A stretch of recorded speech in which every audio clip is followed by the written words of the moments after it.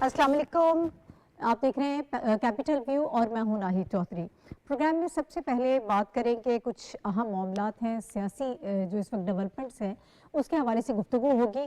और एक बड़ी अहम स्टेटमेंट इस वक्त हमारे पास मौजूद है अता तारड़ साहब की, जो फेडरल मिनिस्टर हैं। उनका ये कहना है कि बानी पीटीआई जहां मर्जी चाहे अपील कर दें, उनके पास 190 मिलियन पाउंड का जवाब नहीं है।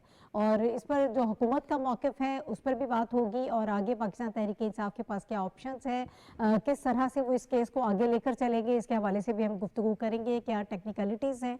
और इसके साथ साथ जो ये बताया जा रहा है ओवरऑल, अगर हम इस केस के हवाले से बात करें, जो टेक्निकल चीज़ें इस वक्त सामने आ रही हैं दोनों हुकूमत की जानिब से भी और पाकिस्तान तहरीक इंसाफ की जानिब से भी, उस पर हम ज़रा थोड़ा सा उसका बैकग्राउंड जो है वो डिस्कस करेंगे कि ये केस क्या था और किस तरह से अब जो फैसला सामने आया है। पाकिस्तान तहरीक इंसाफ यकीनन उसे मानने से इनकारी है, लेकिन हुकूमत पहले भी ये कहती थी और अभी उनका ये कहना है कि ओपन एंड शट केस था और बिल्कुल चीज़ें वाज़ेह थी, इसलिए लोग प्रिडिक्ट भी कर रहे थे कि इतनी सज़ा हो सकती है। और अब जब केस का फैसला आया सामने तो बानी पीटीआई को 14 साल की सज़ा हो गई और उनकी जो अहली है बुशा बीबी, उनको 7 साल की इसमें सज़ा हुई है। बहरहाल इस्लामाबाद हाई कोर्ट वो अपील करने का इरादा रखते हैं। पाकिस्तान तहरीक इंसाफ आगे जाएगी इसको लेकर, इस पर अपील करेगी। इसके साथ साथ जो एक बड़ा अहम मामला था और जिसमें बार बार बात हो रही थी कि शायद अगर जब 190 मिलियन पाउंड का फैसला आएगा तो हो सकता है जो मज़ाकरात चल रहे हैं पाकिस्तान तहरीक इंसाफ की जानिब से और साथ में हुकूमत और इत्यादि जमातें जिसमें शामिल हैं, शायद उसका सिलसिला भी जो है रुक जाएगा। लेकिन हुकूमत बार बार ये कह चुकी कि इस केस के साथ मज़ाकरात का कोई ताल्लुक नहीं है, वो इंडिपेंडेंटली होते रहेंगे, पैरेलल सारी चीज़ें चलती रहेंगी। तो अब हम मुज़ाकरात के हवाले से भी बात करेंगे। हुकूमत ने भी जवाब जमा करा दिया है, इस पर बात होगी प्रोग्राम में। और मेरे साथ जो इस वक्त मौजूद हैं पैनलिस्ट, उनका इंट्रोडक्शन मैं आपसे करा देती हूँ। हमारे साथ प्रोग्राम में मौजूद हैं हाफिज़ साहिर खलील साहब, रशीद साफ़ी साहब, डॉक्टर फारूक आदिल साहब और शनील अमार साहब हमें ज्वाइन कर रहे हैं। आप चारों को बहुत शुक्रिया हमें प्रोग्राम में ज्वाइन करने के लिए। और शुरू में तो ऑब्वियसली हम 190 मिलियन पाउंड्स केस के हवाले से ही बात करेंगे और हाफिज़ साहब की तरफ जाऊंगी। हाफिज़ साहब ज़रा थोड़ा सा हमें बताइएगा इस केस के हवाले से, जो हमें ये बताया जा रहा है सलमान अकरम राजा साहब जो बात कर रहे हैं या पाकिस्तान तहरीक इंसाफ जो बात कर रही है कि आउट ऑफ कोर्ट सेटलमेंट तो हुई वहाँ पर, इसमें हुकूमत का इसमें पाकिस्तान तहरीक इंसाफ की जो हुकूमत है उसका कोई ताल्लुक नहीं था, उनका कुछ लेना देना नहीं है, सुप्रीम कोर्ट के अकाउंट में पैसे आए हैं, हमारा इसमें कोई ताल्लुक बनता नहीं है। देखिए नाहिद, ये जैसा कि आपने अपने इंट्रो में भी ये बात कही है, इस केस के हवाले से जो मामलात हैं वो बहुत शफाफ हैं। और अगर इसका पस मंज़र और इसके तनाजुर में देखा जाए, पस मंज़र के तनाजुर में, तो जो सीक्वेंस बनती है वो बिल्कुल जो है वो बिल्कुल वाज़ेह है कि किस तरह से एक मशकूक ट्रांजैक्शन जो है वो हुई है 190 मिलियन पाउंड की, जिसे एनसीए ने इन्वेस्टिगेट किया, नेशनल क्राइम एजेंसी बरतानिया की, और उसने कहा ये पैसे जो हैं पाकिस्तान से मुंतकिल हुए थे बरतानिया में और इसे रियासत की तरफ मुंतकिल किए गए वापस। उसके बाद जब ये पाकिस्तान में मुंतकिल हुए तो एक बंद लिफाफे में कैबिनेट से एक समरी मंजूर कराई गई। लोगों ने वहाँ पर जो मिनिस्टर थे, कई मिनिस्टर्स ने शिकायत की और कई मिनिस्टर्स ने ये एहतजाज भी किया कि इसको ओपन करें ताकि हमें पता चले इसमें है क्या। उन्होंने कहा कि ये एक फैसला है और इस फैसले पर अमल करना है, इसलिए समरी मंजूर की जा रही है। उसके नतीजे ये देखिए, पीटीआई का मौक़िफ़ ये है कि इससे हुकूमत का कोई लेना देना नहीं था, और दूसरा ये कि इससे कोई नुकसान नहीं हुआ रियासत को। बात ये है कि ये रियासत के पैसे थे 190 मिलियन और ये गए सुप्रीम कोर्ट में, सुप्रीम कोर्ट से वापस गए उस शख्स के पास जहां से ये पैसे लिए गए थे और मशकूक ट्रांजैक्शन जहां से हुई थी। और उसके बदले 500 से ज्यादा केनाल या 500 के लगभग केनाल अराजी जो है वो जेहलम के करीब दी गई और अल कादिर ट्रस्ट के नाम पर दी गई। देखिए बात यह है कि ये प्राइम मिनिस्टर ने कहा जी कि उस वक्त के प्राइम मिनिस्टर बानी पीटीआई ने यह कहा कि ये हमने अल कादिर ट्रस्ट के नाम पर ली है और उसके वहाँ पर एक यूनिवर्सिटी कायम की गई। देखिए प्राइम मिनिस्टर का ये इख्तियार है कि मुल्क भर में जहाँ जी चाहे यूनिवर्सिटी बना सकता है, उन्हें किसी ट्रस्ट के बनाने की जरूरत नहीं होती कि वो 2 बंदों का ट्रस्ट बनाएं, अब खुद शामिल हो जाएं, अपनी अहलिया को शामिल करें और उसके बाद जो है 4 साल के बाद पता चले कि वहां तो 200 बच्चे भी तालीम हासिल नहीं कर रहे। तो ये एक फायदा था 500 कनाल अराजी का। और उसके अलावा इस्लामाबाद में भी अराजी हासिल की गई جس میں ان کی اہلیہ اور ان کی ایک فرینڈ جو ہیں شامل تھی. تو یہ دیکھیں یہ فائدہ ہوا اس سے سارا. اور اس کے بعد بھی یہ کہا جا رہا ہے کہ ان کے ہاتھ بالکل صاف ہیں. دیکھیں فیصلے میں واضح طور پر لکھا ہوا ہے کہ استغاثے کے جو دلائل تھے اس کو دفاع کا وکیل جو ہے دفاعی طور پر ثابت نہیں کر سکے.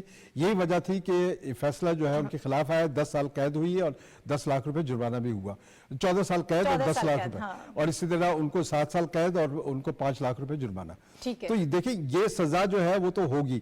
اب اگلے مرحلے میں ان کے پاس اپیل کا حق ہے, ٹھیک ہے, وہ عدالتیں جو ہیں اس کا فیصلہ کریں گی. لیکن جہاں تک مذاکرات کی بات کی جا رہی ہے, آج ہی پی ٹی آئی کی طرف سے یہ اناؤنسمنٹ ہوئی ہے کہ صاحب مجھے اجازت دیں, مذاکرات کے حوالے سے ہم گفتگو کرتے ہیں, ذرا کوئکلی ہم تھوڑا سا ریویو کر لیتے ہیں سارے کیس کا. صافی صاحب آپ کی اس کے اوپر کیا رائے ہے جو اس وقت موقف دونوں طرف سے سامنے آ رہا ہے؟ شکریہ ناہید. دیکھیں یہ کیس اتنا پیچیدہ نہیں ہے جتنا پی ٹی آئی نے خود اس کو پیچیدہ بنا دیا ہے. میں پہلے بھی آپ کے پروگرام میں اور مختلف پلیٹ فارم پہ یہ عرض کرنے کی میں نے کوشش کی تھی کہ پی ٹی آئی نے اس کیس کو سیاسی بنیادوں پہ رکھا تھا اور دیکھا تھا, اور ان جو بانی پی ٹی آئی کے جو وکلائے صفائی تھے انہوں نے صرف سیاسی بیانات پہ اکتفا کیا اور انہوں نے اس کیس کے قانونی پہلوؤں پہ کچھ زیادہ محنت نہیں کی. ایک تو ان کے پاس ڈیفنس کے لیے کچھ تھا ہی نہیں.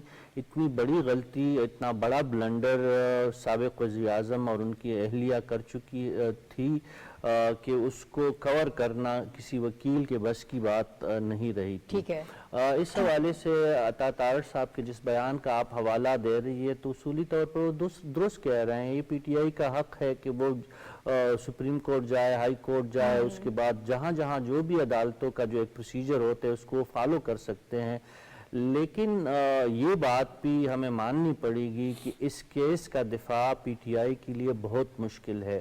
اگر بالفرض محال کسی طریقے سے پی ٹی آئی کے وکلاء عارضی طور پر کسی عدالت سے اس میں ریلیف لینے میں کامیاب بھی ہوتی ہے, لیکن دوسری طرف عوام نے اس کیس میں پی ٹی آئی کا جو کرپشن میں رنگے ہوئے ہاتھ ہے وہ بالکل واضح طور پر اب عوام کو نظر آ رہے ہیں. بانی پی ٹی آئی نے جو اپنی صادق امین ہونے کا جو ایک بت قائم کیا تھا وہ پاش ہو گیا ہے.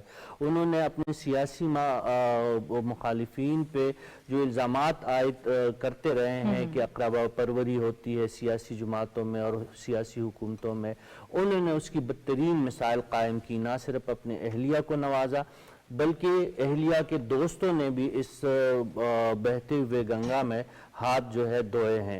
تو یہ تمام چیزیں پی ٹی آئی کے گلے کا توق ثابت ہو رہی ہے, اور اس کے بغیر جو ہے پی ٹی آئی چاہے جو بھی کرے, عدالت جائے, چاہے اس کے لیے اسٹریٹ ایجیٹیشن, اول تو ان کے پاس لوگ ہے نہیں نکالنے کے لیے, وہ بھی نہیں رہا اگر وہ بھی کرتے ہیں. لیکن یہ بات جو ہے, یہ داغ جو لگے ہیں بانی پی ٹی آئی کے دامن پہ, یہ صاف ہونے والے نہیں ہیں. یہ بالکل جس طرح آپ نے کہا کہ اوپن اینڈ شٹ کیس تھا. اب اگر عدالتوں کے ذریعے یا عوامی پریشر کے ذریعے اس بات کو پی ٹی آئی لٹکانے کی کوشش بھی کرے گی, لیکن اس معاملے سے ان کی گلو خلاصی جو ہے وہ ممکن نہیں ہے. ٹھیک ہے. ڈاکٹر صاحب, عطا طارڑ صاحب نے ایک بڑی اہم پریس کانفرنس کی, ملک کے علماء مشائخ کے ساتھ ان کو آن بورڈ لیا, اور انہوں نے کہا کہ یہ مذہب کارڈ استعمال ہو رہا ہے اور اس کو استعمال کرنے کی کوشش کی جا رہی ہے. چیزیں بہت واضح ہیں, جو اصل چیزیں ہیں ان سے نظر ہٹانے کے لیے اب ایک نئے رنگ سے اس کیس پر پردہ ڈالنے کی کوشش ہو رہی ہے. یہ دیکھیے نا ناہید, شروع دن سے پی ٹی آئی کا تو یہ طرز عمل ہی رہا ہے کہ وہ مذہب کے پیچھے پناہ لیتے ہیں. اور آپ کو وہ جملہ تو یاد ہی ہوگا نا کہ ذرا اس کو مذہبی ٹچ بھی دے دیں. تو یہ تو ان کا پرماننٹ طریقہ کار ہے. شاید ان کو یہ اندازہ ہے کہ پاکستان کے عوام جو ہیں وہ مذہب کا بے پناہ احترام کرتے ہیں, اور مذہب کے ساتھ ان کا جو تعلق ہے وہ یعنی غیر معمولی ہے, یعنی ہسٹری بتاتی ہے. شاید وہ اسی سے فائدہ اٹھانا چاہتے ہیں, ورنہ یہ جو فیصلہ ہے یہ آئس آف دا آئس برگ ہے, ٹپ آف دا آئس برگ ہے. کیسے؟ بانی پی ٹی آئی اور ان کی جماعت کا پہلے دن سے جو طرز عمل رہا ہے वो आइन और कानून को ज़रा भी अहमियत नहीं देते, और ईमानदारी का मामला भी बिल्कुल आइन और कानून की तरह से ही है। बानी पीटीआई ने अपनी किताब में ये लिखा है कि एक वक्त आया कि मैं मकरूज़ हो गया और मेरे पास कोई पैसा नहीं था, ना पार्टी चलाने के लिए ना अपने लिए। तो इस दौरान में जो उनके साबिक वो हैं brother in laws Zac Goldsmith, उन्होंने इनसे मशवरा किया। वो कोई टूर्नामेंट हो रहा था लंदन में क्रिकेट पर, उन्होंने कहा जी मैं उस पर जुआ खेलना चाहता हूँ, मुझे मशवरा दो कि किस टीम पर मैं शर्त लगाऊं। तो इमरान खान ने क्या कहा, उन्होंने कहा कि अच्छा ऐसा करो, मैं तुम्हें मशवरा देता हूँ लेकिन आधे पैसे मैं लूँगा। तो वो इनके मशवरे से वो शर्त जीत गए, जुआ जीत गए, और वो सट्टा, और उससे पार्टी चलाई गई। ये है इनका ईमानदारी और सादिक और अमीन होना। फिर जो इसकी दूसरी बड़ी मिसाल है, दूसरी बड़ी मिसाल आपको पता है कि पार्टी फंड के लिए इजराइल से पैसे आए, इंडिया से पैसे आए, ये एक बात है। दूसरी बात ये, और ये डॉक्यूमेंटेड है, कि उन पैसों के इस्तेमाल का आज तक वो सबूत पेश नहीं कर सके, ठीक है, ज़ाती हैसियत में इस्तेमाल करते रहे। और यही मामला शौकत खानम हॉस्पिटल की फंडिंग में है। तो बुनियादी तौर पर वहाँ जो जितने वो सादिक और अमीन होने का ढंडोरा अपनी जगह पर, लेकिन अमली तौर पर ना सदाकत पे वो यकीन रखते हैं, आपको पता है कितनी खुल के वो झूठ बोलते हैं, और ना वो अमानतदार है। ठीक है, सही। तो ये उनका बुनियादी मामला है, और यही चीज इस केस में साबित हो गई। ठीक है। अच्छा शनीला, आप इसके हवाले से क्या कहेंगी? जो आउट ऑफ कोर्ट सेटलमेंट की बात हो रही है कि चीज़ें बहुत क्लियर हैं, अब इसमें कोई ऐसी एम्बिग्विटी नहीं है, इसके बावजूद जो है वो एक और रंग दिया जा रहा है, ये पाकिस्तान तहरीक इंसाफ का कहना है, और वो बड़े क्लियर है कि हम ये केस जब आगे लेकर जाएंगे तो अपील में जाएंगे तो इसमें से कुछ नहीं निकलने वाला। बात ये है नाहिद के ये जो केस है ना, ये बहुत जल्दबाजी में तो हुआ नहीं है। इसकी 100 के करीब जो है ना हियरिंग्स हुई हैं, 1 साल से 35 इसके अंदर जो थे तकरीबन विटनेसेस आए हैं, हाँ। और जो पीटीआई के वकील थे इन्होंने इस को कानूनी तौर पे लड़ा ही नहीं है, वो इसको सियासी तौर पे लड़ते रहे। अब ये जो बार बार जो बरतानवी रॉयल कोर्ट का जो फैसला लेके जिसको कोर्ट करें, कुछ सहाफी करें, क्योंकि पीटीआई ने उसको अदालत में पेश नहीं कर सकती थी, वो उनके खिलाफ ही जाना था। वो ये था कि जब मलिक रियाज का वीजा वहां पे रिजेक्ट किया गया था, तो उनका बेटा जो था वो बरतानवी कोर्ट में अपील में गया था, तो उसके अंदर फैसले में लिखा हुआ था कि जो इनकी सेटलमेंट हुई थी एनसीए के साथ, उसके अंदर ये था कि ये पैसे स्टेट ऑफ पाकिस्तान के पास जाएंगे। ठीक है, जो वो उसमें आउट ऑफ कोर्ट कोई सेटलमेंट नहीं है। स्टेट ऑफ पाकिस्तान जो है वो पाकिस्तान का ही आता है, उसमें सुप्रीम कोर्ट नहीं आता है। और अगर ये सुप्रीम कोर्ट के पैसे होते तो काजी फायदी साहब इसको वापस हुकूमत की तरफ ना भेजते। दूसरी बात है कि मलिक रियाज ने वहां पे जुर्माना देना था, इन्होंने उसको फायदा पहुंचाया कि जब वो उसको 50 अरब जो उसने अपने पास से जुर्माना देना था वो दे दिया था। तो ये वो चीजें हैं, अगर इनको ये चीज इनके हक में होती तो ये अदालत में उसको पेश करते, वहां पे सबूत के तौर पे देते, इन्होंने कुछ भी नहीं दिया।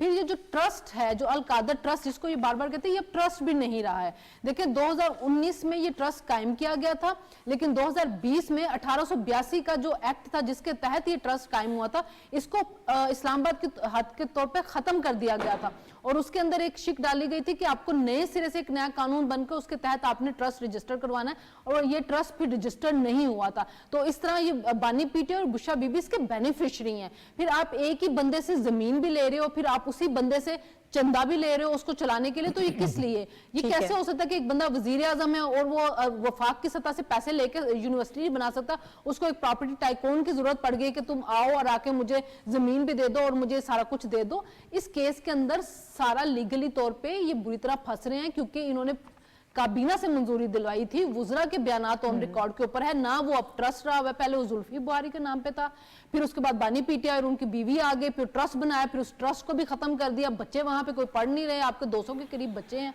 और वो एक चैनल ने उसकी वीडियो भी बनाई थी कि वो वहां पे बैठे कार्टून्स मूवीज देख रहे थे, तो कैसी रूहानियत की तालीम थी जिसमें कार्टून मूवीज देख रहे थे।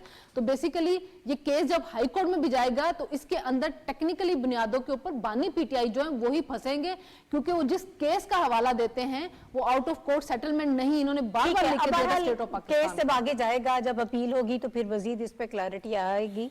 मज़ाकरात के हवाले से जो हम बात कर रहे थे, बहुत से लोगों का ये कहना था कि केस के साथ ये सारे मामला जुड़े हुए हैं। अब उस हवाले हवाले से जो आज डेवलपमेंट हुई है, हुकूमत ने शिकवार जवाब दिया है, जो 2 मुतालबात किए गए थे पाकिस्तान तहरीक इंसाफ की जानिब से। अब जो कहा गया था कि 9 मई के मामलात पर और 26 नवंबर पर जुडिशल कमीशन बनाया जाए, हुकूमत का ये कहना है कि इस पर जुडिशल कमीशन नहीं बनाया जा सकता। ऑब्वियसली ये मामला जो है ये अब आगे जा चुका है और जुडिशल कमीशन उन मामलात पर बनता है जो अदालत में ज़ेर बहस ना हो, और 9 मई मुकदमात अदालतों में है, बाज़ मुल्ज़िमान को मिलिट्री कोर्ट से सजाएं भी हो चुकी हैं। हाफिज साहब, आप क्या कहेंगे इसके ऊपर? देखिए, ये तो बात उनको भी मालूम है कि जो ये मुतालबा कर रहे हैं बिल्कुल। क्योंकि उसकी वजह ये थी कि जो कानूनदान वहाँ बैठे हुए हैं उन्हें मालूम था कि अब जो मामला जा रहे हैं 9 मई और 26 नवंबर के हवाले से, वो मामला बहुत आगे जा चुके हैं। क्योंकि देखिए, FIR दर्ज हुई, उसके बाद मुकदमे चले और इन्वेस्टिगेशन के बाद ये तमाम जो है फैसले भी अब आना शुरू हो गए हैं। अब ये मुतालबा करना कि सुप्रीम कोर्ट के 3 सीनियर जज जो है इसकी तहकीकात करें, देखिए, सुप्रीम कोर्ट के जजों का ये काम नहीं है कि वो इस तरह के मामलात की तहकीकात करें। दूसरा ये है कि इस तरह के मामलात जो हैं, जो पहले से अदालतों में ज़ेरे गौर हो, उन पर दोबारा तहकीकात नहीं। अब ये मुतालबा हो रहा है PTI की जानिब से कि साहब, हमने मुतालबा किया था कि सियासी कैदियों को रहा किया जाए और अभी तक उस पर अमल नहीं हुआ। देखिए, PTI ने बज़ाहिर 2 मुतालबात पेश किए थे, लेकिन 2 मुतालबात के साथ उनके 14 दीगर मुतालबात भी शामिल थे और उस जो मुख्तलिफ जो हैं उस पर शिकें शामिल की गई थी। आज ये कहा जा रहा है कि चूंकि हुकूमत ने जो है वो अभी तक सियासी कैदी रहा नहीं किए, तो इसलिए हम जो है अब गौर कर रहे हैं कि मुज़ाकरात का सिलसिला जो है उसको वाइंड अप समझा जाए। बैरिस्टर गौहर साहब की तरफ बिल्कुल, से आज ये स्टेटमेंट भी आई बिल्कुल, है। हाँ। तो इसका मतलब ये है कि खुद PTI ये समझ रही है कि इन मुज़ाकरात के जरिए वो हुकूमत को ये कायल करने में कामयाब नहीं हो सकेंगे कि बानी PTI के खिलाफ जो केसेस हैं उसको विड्रॉ किया जाए, या ये है कि जुडिशल कमीशन, क्योंकि हुकूमत के जो मौक़िफ़ है वो बिल्कुल दो टोक और बहुत वाज़ेह है और कानूनी तौर पर वो जायज़ भी है। इसलिए मैं नहीं समझता कि मुज़ाकरात के अगले दौर में कोई नुमाया पेशरफ्त हो सकती है। ठीक है। अच्छा साफी साहब, एक ये भी इसमें कहा गया था कि जो लापता अफराद की फहरिस्त और गिरफ्तार अफराद हम आपको देंगे और आप उनको रिहा कर दें। अब हुकूमत की तरफ से ये भी कहा जा रहा है, ये ज़राए से सारी चीज़ें चल रही हैं कि जब तक आप हमें लिस्ट नहीं देंगे, तफसीलात हमारे पास नहीं होगी, तो फिर कैसे कोई इकदाम उठाया जा सकता है। ये भी इसमें देखें, अपना होमवर्क भी उनका कंप्लीट नहीं है, सारा काम नहीं किया आपने।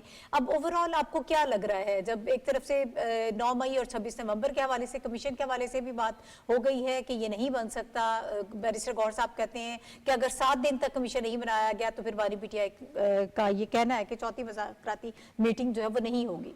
नाहिद, ये जमात इंतशार का शिकार हो चुकी है। इनकी किसी सियासी पॉलिसी में तसलसल नहीं है, इनकी किसी मुज़ाकराती पॉलिसी में तसलसल नहीं है।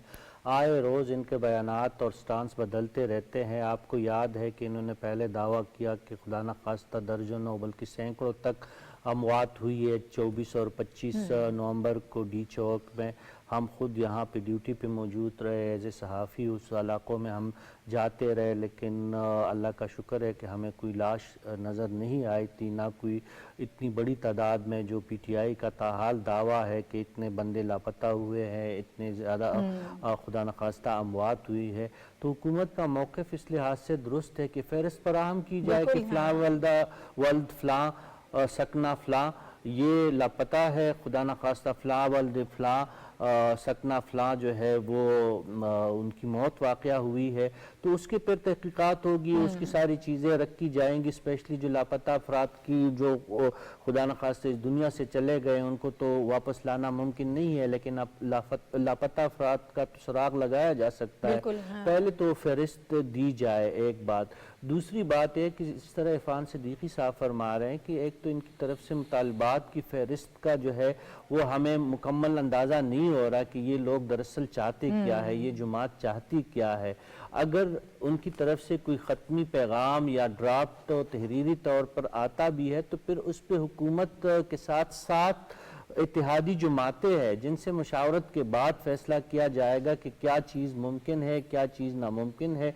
इसमें कई मामलात कानूनी है, कई मामलात अदालती है, कुछ सियासी मामलात है। सियासी मामलात में तो हुकूमत तैयार है کہ ہم اپنے اتحادیوں کو بھی سمجھا لیں گے, منا لیں گے, جو بھی پی ٹی آئی کو سپیس اور جو مطالبات ان کے تسلیم ہو سکتے وہ تسلیم کر لیے جائیں گے.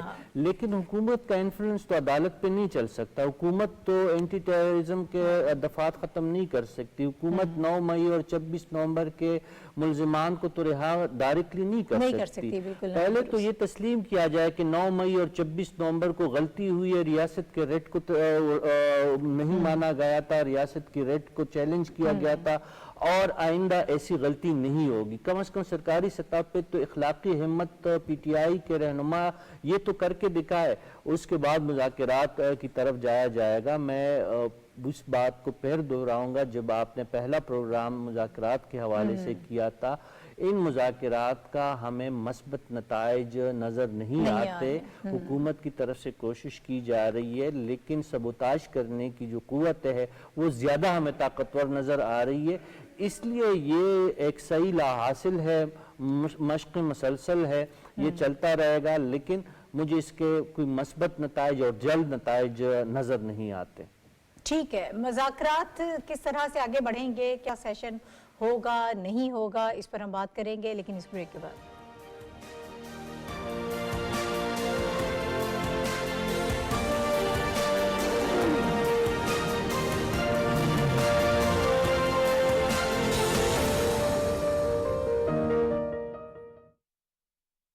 پاکستان کے جدید ترین پلانٹ پر بنی کھادیں, سرسبز کی نائٹروفاس اور کین, جن سے ملے گندم کی 10% سے بھی زیادہ اضافی پیداوار. سرسبز, زمین کی جان, فصل کی شان. درست ہر وقت بر وقت.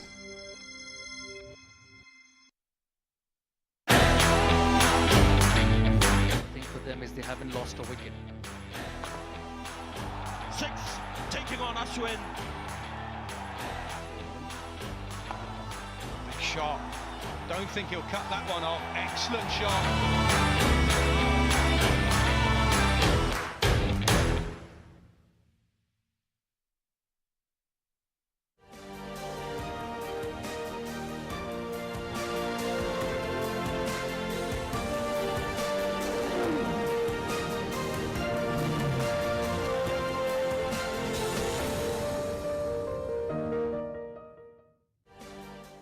پروگرام میں ایک مرتبہ پھر آپ کو خوش آمدید کہتے ہیں. ڈاکٹر صاحب, میں آپ کی طرف آؤں گی. اوورآل آپ کو کیا لگ رہا ہے, مذاکرات کا چوتھا سیشن, چوتھی بیٹھک ہونے جا رہی ہے یا نہیں ہونے جا رہی؟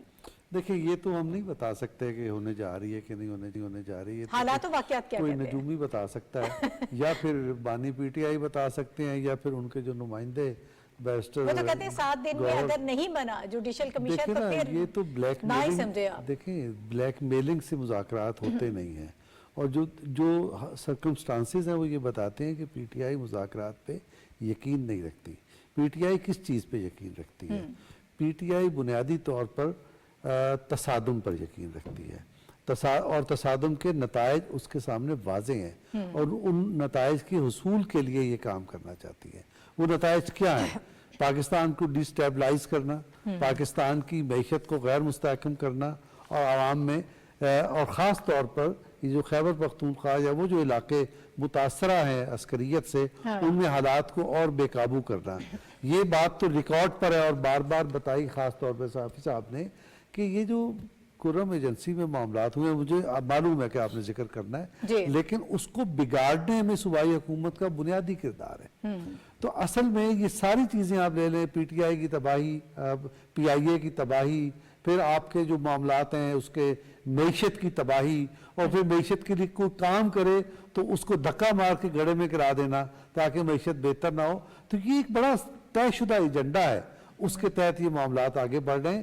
ان کا تعلق کوئی حالات کو بہتر بنانے سے نہیں ہے, اور مذاکرات پر جو آمادہ ہوئی پی ٹی آئی وہ بھی محض اس وجہ سے کہ اس پہ دباؤ بہت تھا, اور لوگ پوری دنیا کہنے لگی تھی کہ پی ٹی آئی مفاہمت نہیں چاہتی, تصادم چاہتی ہے. ٹھیک ہے. اچھا شلیلا, ایک طرف تو یہ فیصلہ آنے کے بعد بھی ہم نے یہی دیکھا کہ پھر دوبارہ اداروں پہ تنقید کی جا رہی ہے اور ایکس پہ جو میسیجز آ رہے ہیں, جو ٹویٹس آ رہی ہیں, اور دوسری طرف عرفان صدیقی صاحب نے کہا کہ یہ 2-3 دروازوں کے جو مذاکرات ہیں یہ نہیں چلا کرتے, اس طرح سے چیزیں نہیں ہوتی ہیں. ایک طرف آپ کوشش کر رہے ہیں کہ شاید کوئی راستہ ہمیں مل جائے اور مذاکرات جو ہیں جہاں آپ کرنا چاہ رہے ہیں کہ شاید ادھر سے بھی کچھ سنوائی ہو جائے, دوسری طرف آپ تنقید کر رہے ہیں, یہ کیا ہے؟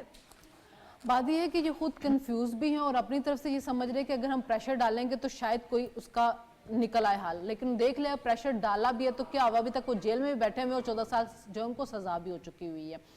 تو پہلے یہ خود طے کر لیں. میں نے تو پہلے بھی کہا تھا کہ ان کے جو مذاکرات ہیں جب تک بانی پی ٹی آئی نہیں چاہیں گے اس وقت تک کچھ بھی نہیں ہوگا. بانی پی ٹی آئی اپنی ذات سے نکلتے نہیں. ایک طرف تو وہ کہتے ہیں نہیں جی مجھے رہائی نہیں چاہیے, مجھے اپنے مقدمات سے بالکل رہائی نہیں چاہیے, میں تو ملک کے مفاد کے اندر جو ہم وہ مذاکرات کر رہا ہوں, لیکن مذاکرات کی شرائط میں آپ نے شامل کیا ہے, رہائی ہی شامل کیا ہوا ہے. تو ظاہر ہے وہ صرف وہی دیکھ رہے ہیں کہ ان کی رہائی کس طرح سے ہو جائے. اور آپ نے یہ بھی دیکھا ہوگا کہ ایک ملاقات کی خبر آتی ہے اور بانی پی ٹی آئی جو سارے میڈیا کے اوپر بتا رہے ہوتے ہیں کہ جو ملاقات ہو گئی ان کی آرمی چیف کے ساتھ گوہر علی خان کی, بڑی خوشائن بات ہے, اچھی بات ہے, دروازے کھل گئے, پہلے تو دروازے بند تھے. تو یہ کس قسم کا ان کا اپنی وہ اینٹی اسٹیبلشمنٹ سوچ ہے. ایک طرف کہتے ہیں کہ ہم اندر رہیں گے, ہم نے کسی سے مذاکرہ نہیں کرنا, دوسری طرف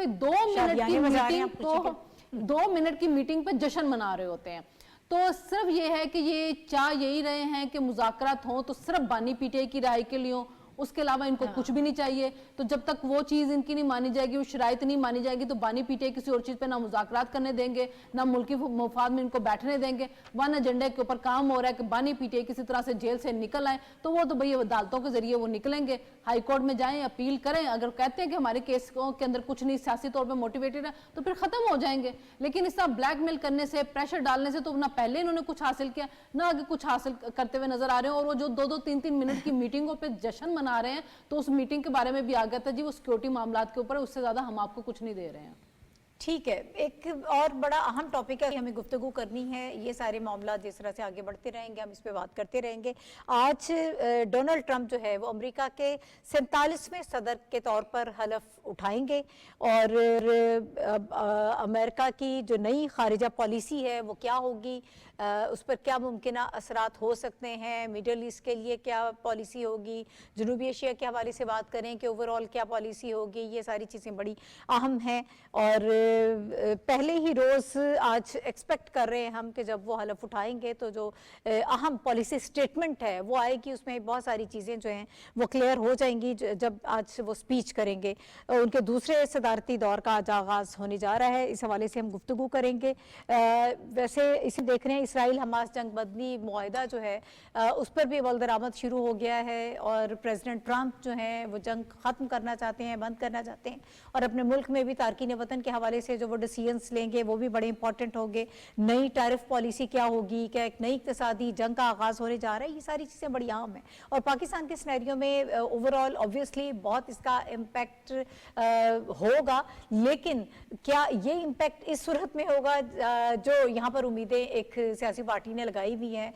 فی الحال ہمیں وہ امیدیں پوری ہوتی ہوئی نظر نہیں آتی ہیں, وہ ساری چہمگوئیاں جو ہے وہ اس وقت دم توڑ گئی ہیں. اس کے حوالے سے ہم گفتگو کریں گے. حافظ صاحب میں آپ کی طرف آؤں گی, وقت تھوڑا ہمارے پاس کم ہے, ٹاپک بہت بڑا ہے, اس بعد میں بھی اس پر ہم بات کریں گے, لیکن ذرا کوئکلی مجھے تھوڑا سا بتا دیجیے گا. ناہید بات یہ ہے آج ٹرمپ کے دوسرے عہد اقتدار کا آغاز ہو رہا ہے, اور اگر ہم ٹرمپ کے پہلے دور اقتدار کا تھوڑا سا مختصر جائزہ لیں تو دیکھیں پہلے دور اقتدار میں پاکستان اور امریکہ کے تعلقات جو ہیں دھوپ چھاؤں کا شکار رہے ہیں, اتار چڑھاؤ بڑے نمایاں رہے ہیں. اس میں افغان پالیسی بھی شامل تھی, اس میں پاکستان کے داخلی معاملات کے حوالہ جوہری پروگرام بھی شامل تھا. تجزیہ نگار جو توقع لگائے بیٹھے ہیں خاص طور پر ٹرمپ کی جنوبی ایشیا کے حوالے سے, اس میں ہم کوئی زیادہ پازیٹیو جو ہے وہ توقعات وابستہ نہیں کر سکتے, اس لیے کہ اس کے 3-4 عوامل ہمیں نظر آتے ہیں. ایک تو یہ ہے کہ وہاں پر جو ان کے ساتھ ایڈوائزر, نیشنل سیکیورٹی ایڈوائزر ہوں یا اسٹیٹ ڈپارٹمنٹ میں ان کی تقرریاں ہوں, وہ ہم دیکھ رہے ہیں کہ پاکستان کے فیور میں اس میں لوگ نہیں ہیں. دوسرا یہ ہے کہ پاکستان اور چین کے تعلقات वो एक आंसर है। तीसरा ये है कि इंडो पैसिफिक जो पॉलिसी है ट्रंप की, उसमें वो पाकिस्तान को कोई ज़्यादा बेहतर अंदाज में नहीं देखते।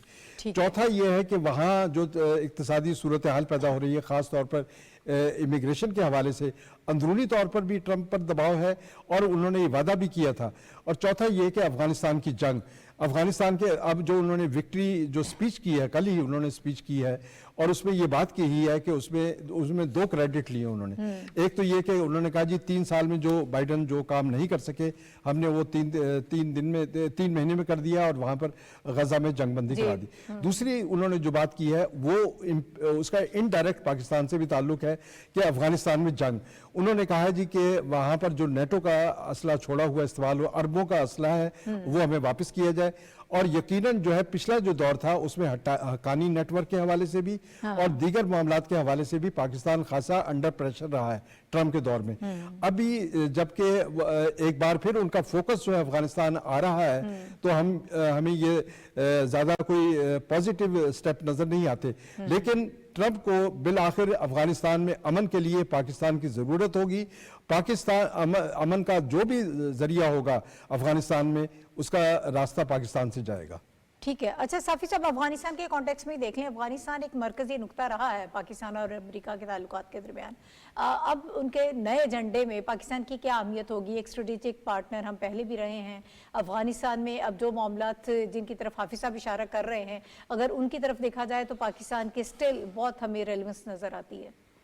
जी नाहिद, डोनाल्ड ट्रंप की सियासत और उनकी खारजा पॉलिसी जारहाना तौर पर उनको तसव्वुर किया जाता है और डोनाल्ड ट्रंप हो या जो बाइडन हो, रिपब्लिकन हो या डेमोक्रेट्स हो, पाकिस्तान और अमेरिका के ताल्लुकात कभी भी एक नहज पे नहीं रहे। मदो जज़र का एक सफ़र है जो अब हमें मुस्तक़बिल करीब में डोनाल्ड ट्रंप की आमद के बाद भी उसी में मदो जज़र की एक कैफियत बरकरार रहेगी।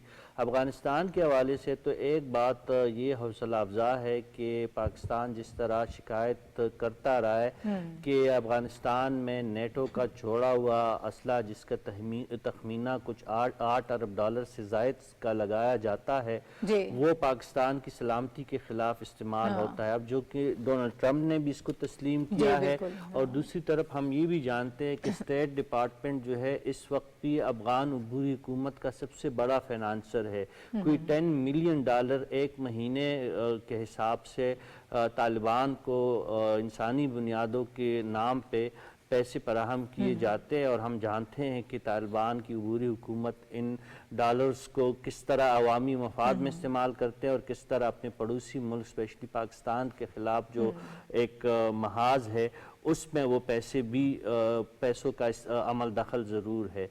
तो इस हवाले से तो हम ये कह सकते हैं कि जनूबी एशिया के हवाले से जब डोनाल्ड ट्रंप ऑफिशियली कोई पॉलिसी अनाउंस करेंगे तो हम उसके बाद कहने के काबिल होंगे कि पाकिस्तान और अमेरिका की ताल्लुकात की नोयत क्या होगी। लेकिन कल डोनाल्ड ट्रंप ने जो कहा था कि वो पहले ही दिन इतनी नई पॉलिसियों का इतलाक़ और इजरा करेंगे कि लोगों के सर चकरा जाएंगे। इसमें इमिग्रेशन लॉज है, इसमें मैक्सिको के साथ मैक्सिको में रहो जो उनका पुराना प्रोग्राम है, फिर जनूबी अमेरिका की साइड पे जो एक सेफ्टी वॉल की जो तामीर है, फिर पैदाइशी तौर पर अमरीकी शहरियत का जो मामला है, हेल्थ सेक्टर में जो है गन कंट्रोल के हवाले से है और बैनुल-अक़वामी ताल्लुकात के हवाले से यूक्रेन जंग के हवाले से हमने इंतज़ार करना है कि डोनाल्ड ट्रंप की पॉलिसी क्या होती है, मिडल ईस्ट के हवाले से उनकी क्या पॉलिसी निकलती है, चीन के हवाले से, रूस के हवाले से उनकी क्या पॉलिसी निकलती है।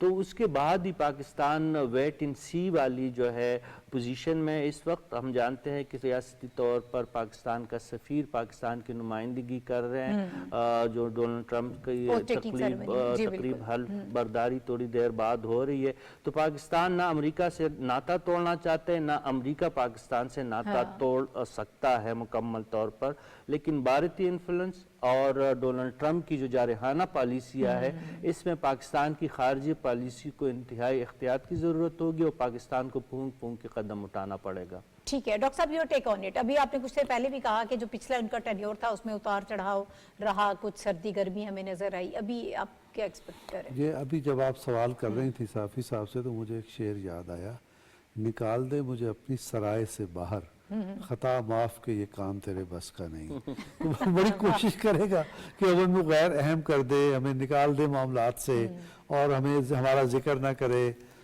नज़रअंदाज करे, लेकिन ये मुमकिन नहीं है। पाकिस्तान पाकिस्तान है, उसका जोग्राफिया है, फिर उसकी जो इम्पोर्टेंस है आपके इस पूरे खित्ते में, उसकी मौजूदगी में आप कैसे पाकिस्तान को नज़रअंदाज कर सकते हैं। बिल आखिर आपको पाकिस्तान के दरवाजे पर दस्तक देनी पड़ेगी, दस्तक नहीं देनी पड़ेगी, सजदा करना पड़ेगा। तो ये होगा। ठीक। शनीला, आप इस पे क्या कहेंगे? देखिए, डोनाल्ड ट्रम्प साहब जो है ना, आपका ख्याल किया ना वो मैंने। काफी अनप्रडिक्टेबल हैं। उनकी जो पॉलिसीज होती हैं वो कहते कुछ और होते हैं, वो कर कुछ और रहे होते हैं। हाँ। तो अफगानिस्तान के अंदर वो चाहेंगे कि अमन आए, क्योंकि हमने उनका जो दौर होता है ना, उसमें वैसे देखा जाए तो कंपैरेटिवली हमें पीस नजर आता है दुनिया के अंदर। वो इतनी जंगें छेड़ना भी नहीं चाहते, उनमें जाना भी नहीं चाहते, उनका फोकस जो होता है इकोनॉमी पे होता है। वो आके रूस और यूक्रेन की वॉर के अंदर से भी शायद निकलेंगे, और रूस के साथ उनके ताल्लुकात पहले भी थे, अभी expect किया बेहतर जा रहा करेंगे। है, जी, वो चाइना को धमकियां तो दे रहे हैं, लेकिन मुझे ये लग रहा है चाइना से ताल्लुकात बेहतर करेंगे। और चाइना और पाकिस्तान की बड़ी दोस्ती है, अफगानिस्तान में अमन चाहिए होगा तो पाकिस्तान की तरफ उनको आना पड़ेगा, चाइना के साथ भी होगा सीपैक के अंदर, या दूसरी चीजों में मामला तय करेंगे तो पाकिस्तान उसमें अहमियत इख्तियार करेगा। तो ये तो एक आज जो पॉलिसी स्टेटमेंट देंगे उससे भी पता चलेगा। लेकिन ये बात याद रखें कि डोनाल्ड ट्रंप साहब जो कहते हैं वो करते नहीं हैं।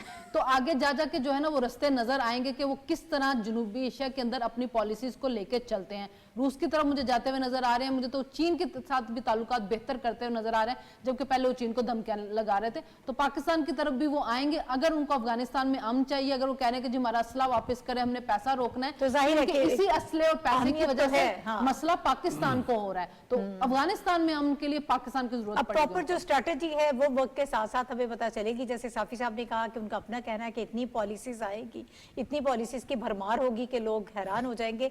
अभी मुझे मुख्तसर वक्त हमारे पास बहुत कम है, मैं हाफिज साहब आपसे ही राय लेना चाहूंगी। खैबर पख्तूनख्वा की जो सूरत हाल है, शोर शदा इलाका कुरम में शरपसंदों के खात्मे के लिए ऑपरेशन शुरू हो गया। जो कुरम मुआहिदा आपको पता है किया गया था, अमन मुआहिदा किया गया था, उस पर अब अमल दरामद हो रहा है। किस तरह से देख रहे हैं आप इस सारी देखिए, सिचुएशन? ये हुआ तो काफ़ी ताख़ीर से हुआ है, और इसमें हम देखते हैं कि सूबाई हुकूमत जो है वो उसकी बड़ी वाज़ेह नाकामी नज़र आती है कि जो काम आज हो रहा है, ये 3 महीने पहले जब ये तनाज़ा शुरू हुआ था और खूनरेज़ी का सिलसिला शुरू हुआ था, ये उसी वक्त होना चाहिए था। अमन जिरगा भी ताख़ीर से हुआ, और उसमें जो इमदादी कार्रवाइयाँ थी उसमें ताख़ीर हुई, और उसके नतीजे में देखें 200 अफराद की हलाकतें, जिसमें 100 बच्चे भी शामिल हैं, ये कोई मामूली वाक़या नहीं है।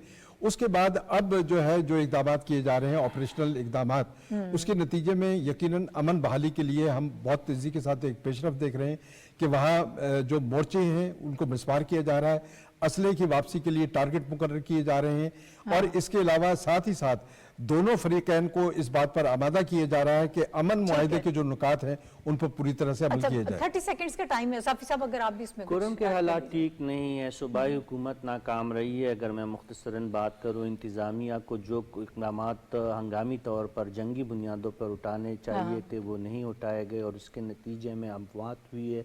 इस वक्त भी कुरम और का जो मेन जो राब्ता सड़क है वो बंद है, इमदादी काफ़िलों पे हमले किए जा रहे हैं, ड्राइवरों को ज़िंदा जलाया जा रहा है। तो ये एक सूबे का एक बंदोबस्ती ज़िला है, वहाँ पे अगर हालात इस कदर बेकाबू है तो उस हुकूमत का फ़र्ज़ बनता है कि वो अपनी नाकामी तस्लीम करे, और जिस तरह मौलाना फजल रहमान साहब और दीगर जो मजहबी शख्सियात हैं उन्होंने जो ऑफ़र की है, और जिरगों ने जो ऑफ़र की है, उनको बरूकार ला के वहाँ पे क़याम अमन के लिए ठोस इक़दाम करने। जी डॉक्टर साहब 30 सेकंड। देखिए, मैंने पहले भी अर्ज़ किया कि ये एक मंसूबे के तहत हो रहा है, और ये एक बहुत बड़ी साजिश है जिसके तहत ये हो रहा है, और ये सूबाई हुकूमत न इसको ठीक करने का अज़्म रखती है, न इसकी ख्वाहिश है, ये बिगाड़ने का हिस्सा है। तो लिहाजा इस अमल को कोई ऐसा अरेंजमेंट होना चाहिए जिसके तहत, बाएतमाद अरेंजमेंट के तहत ये चीज़ें ठीक की जाएँ, वरना चीज़ें इस हुकूमत के तहत होगा तो ज़्यादा ख़राब। ठीक है शनीला,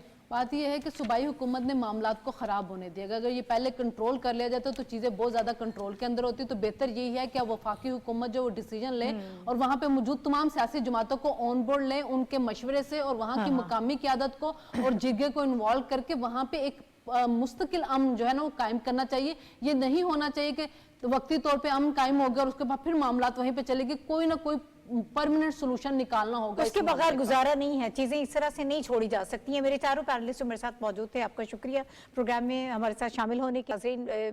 कुरम के मामलात के हवाले से जब बात करें तो यकीनन इसके लिए जब तक एक मुस्तकिल बुनियादों पर हल नहीं ढूंढा जाएगा तब तक मामला दुरुस्त नहीं होंगे। सूबाई हुकूमत को अपनी जिम्मेदारी जो है वो कबूल करनी पड़ेगी, समझनी पड़ेगी कि इस तरह से चीज़ें नहीं चलती हैं। इसके साथ ही इजाज़त दीजिए, कल इंशाल्लाह दोबारा आपसे मुलाकात होगी। अल्लाह हाफिज़।